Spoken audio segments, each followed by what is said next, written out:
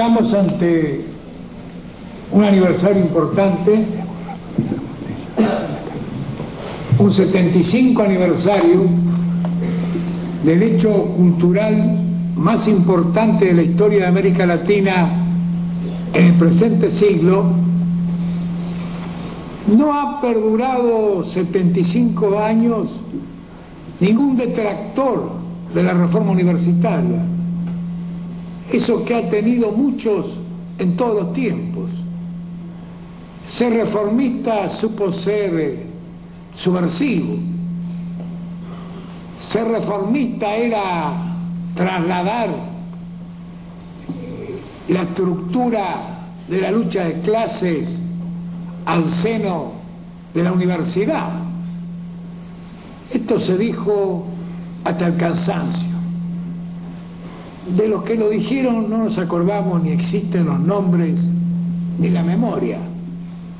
Sin embargo, a pesar de nuestra profunda crisis cultural, nos acordamos los nombres de Deodoro Roca, de Arturo Orgaz, de Jorge Orgaz, de Alejandro Cor, de Ripalverdi, de tanta gente que lamentable, Gabriel del Mazo, de tanta gente que lamentablemente no leemos lo suficiente. Yo creo que es necesario profundizar en la idea de la reforma, porque en este país los grandes movimientos de ideas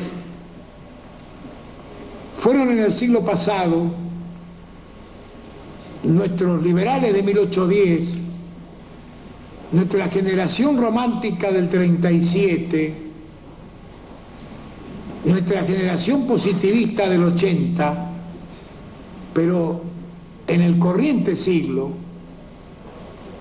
solamente tiene trascendencia esto que fue la reforma universitaria, que como acá lo han dicho, tiene todo un planteo que hace a la modernidad de la enseñanza, de dejar específicamente una universidad medieval y escolástica hacia atrás. Pero esto no es, con mucho que vale, lo más trascendente de la reforma. La reforma también avanza en algo revolucionario para el mundo, que es la incorporación del estudiante en el gobierno universitario. Este es el legado más importante e imperecedero de la reforma universitaria, porque esta es la semilla que dinamiza, que genera las tensiones necesarias de la creatividad de ideas a través de los tiempos. Es la presencia del estudiante en el gobierno universitario el legado más importante, lo que fue rechazado por Europa durante décadas como una locura de la América Latina, que un estudiante no podía opinar de ciencia, de un programa de ciencia, de un concurso, que no tenía capacidad. Y esto se fue avanzando y ganando incluso la realidad de las universidades europeas. Y además de esto, el antiimperialismo de la reforma, que puso un pensamiento, una interpretación de la realidad de nuestra dependencia y de la unidad latinoamericana. Yo creo que reforma universitaria y identidad latinoamericana son dos cosas inseparables. Por eso, los que niegan la identidad latinoamericana,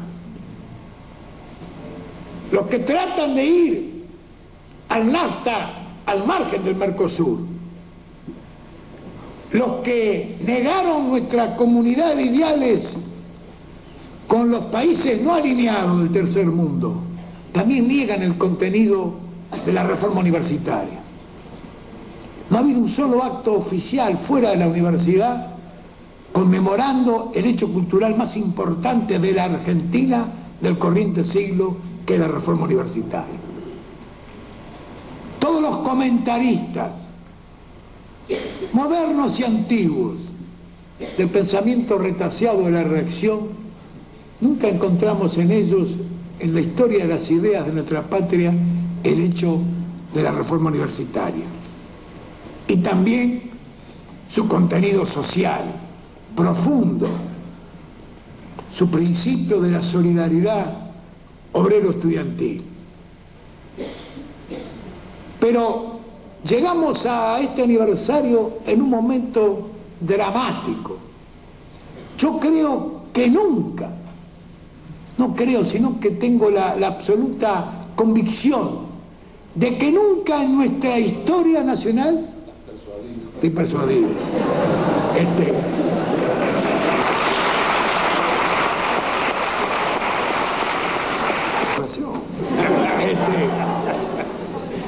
de un expresidente constitucional, no es poca cosa.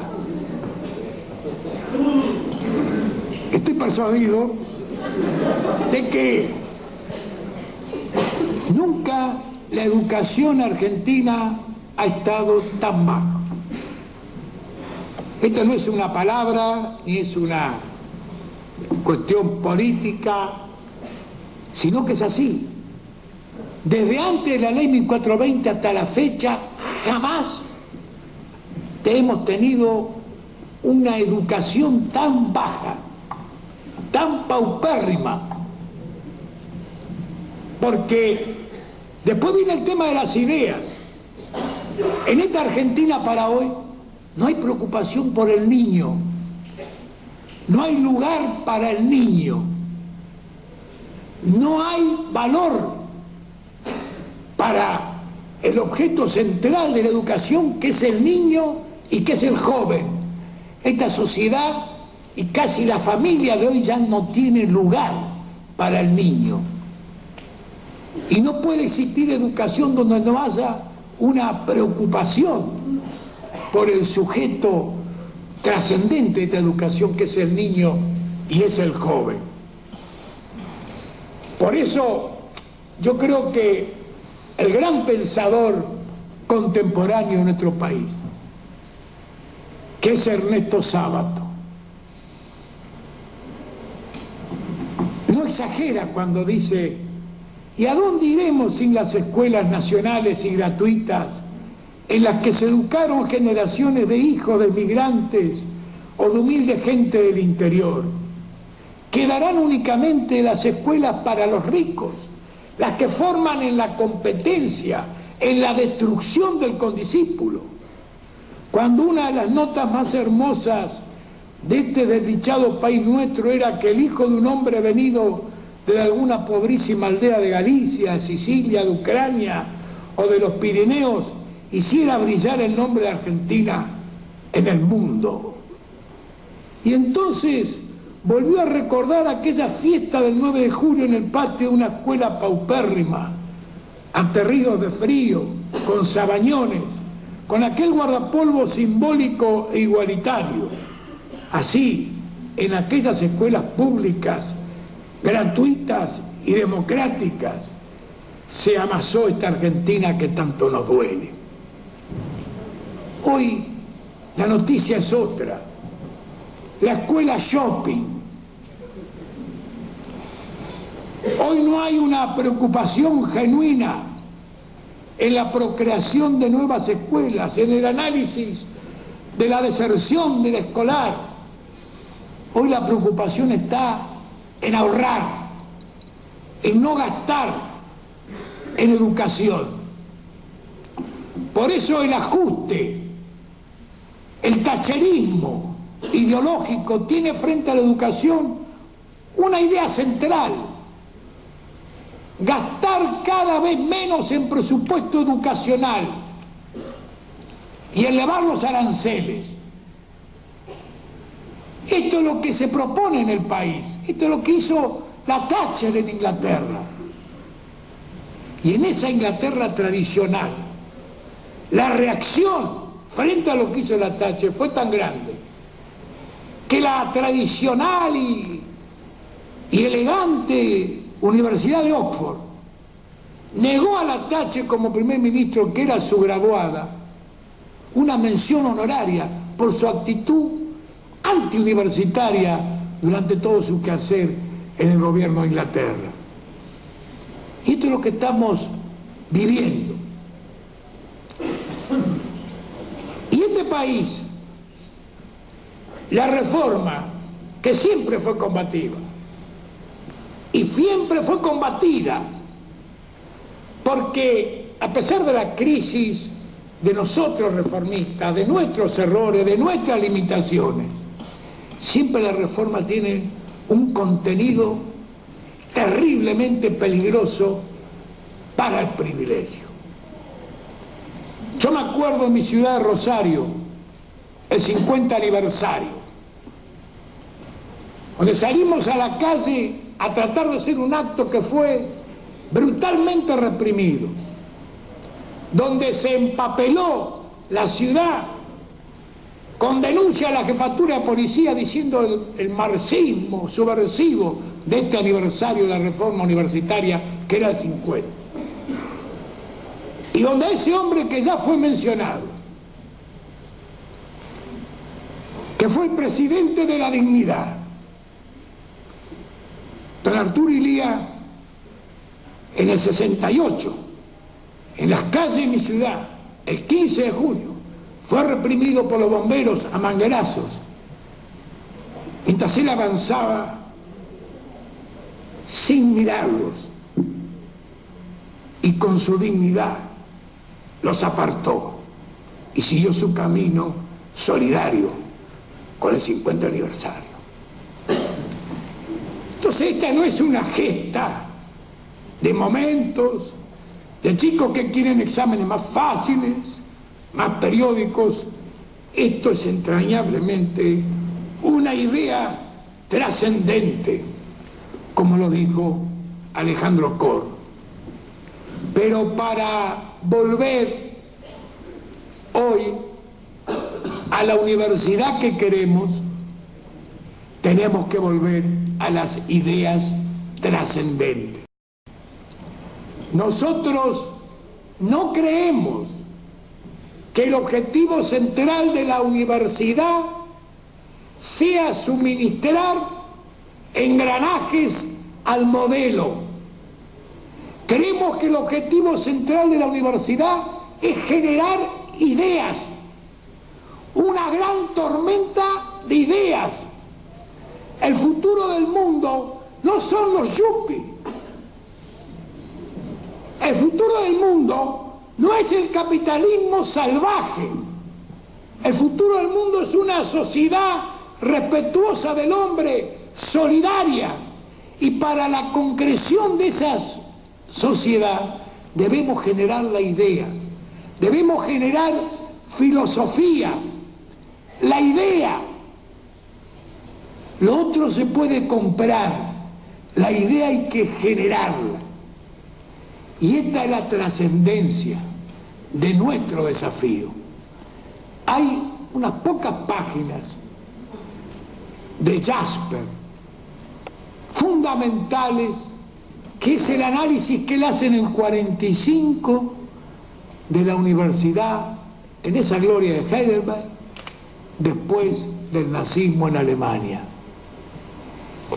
Y reclama la idea, reclama el estudio, reclama el esfuerzo, y dice muchas cosas que nos pasaron, fuimos nosotros también responsables. Y muchas veces con nuestro facilismo le damos argumento a los enemigos de la sociedad solidaria y democrática que queremos. Este es nuestro gran desafío. ¿Cómo lo encaramos? No haciéndolo de ayer, no copiando afuera, porque la reforma es la primera vez que en nuestras latitudes se invierte el diálogo con la civilización. La reforma es la primera vez que de aquí salen ideas para el mundo. Es la primera vez que dejamos de recibir ideas. Emitimos ideas con la reforma del 18. Y debemos volver a emitir ideas con nuestro trabajo. si queremos volver a ponernos a la cabeza de los tiempos y de nuestro futuro. Esta es la fuerza del ideal.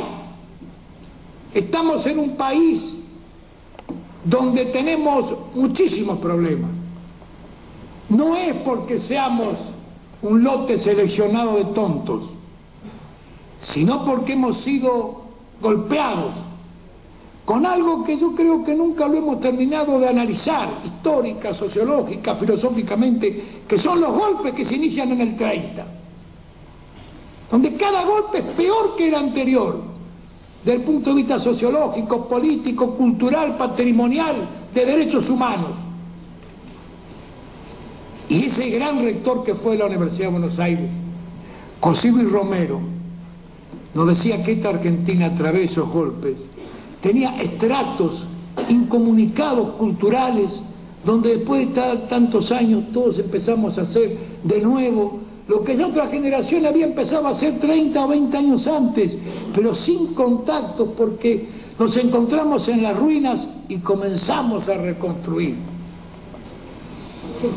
Y el efecto de retraso, de retroceso y de frustración que han tenido estas interrupciones irresponsables de nuestros procesos institucionales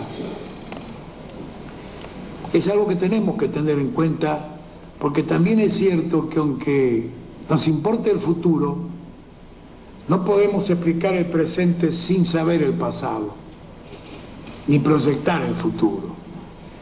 Entonces, es necesario para nosotros jerarquizar lo formativo de la universidad. Es importante formar el joven, esa maravillosa materia prima. Ese es el gran pedestal. Después se especializará en una ciencia, en otra, en un conocimiento, en otro. Pero lo jerárquico es formar ese joven, que sepa ubicarse en la realidad de su tiempo y de su espacio, que sepa relacionarse con los otros hombres y relacionarse con el medio, y generar esa convivencia armónica hacia adelante.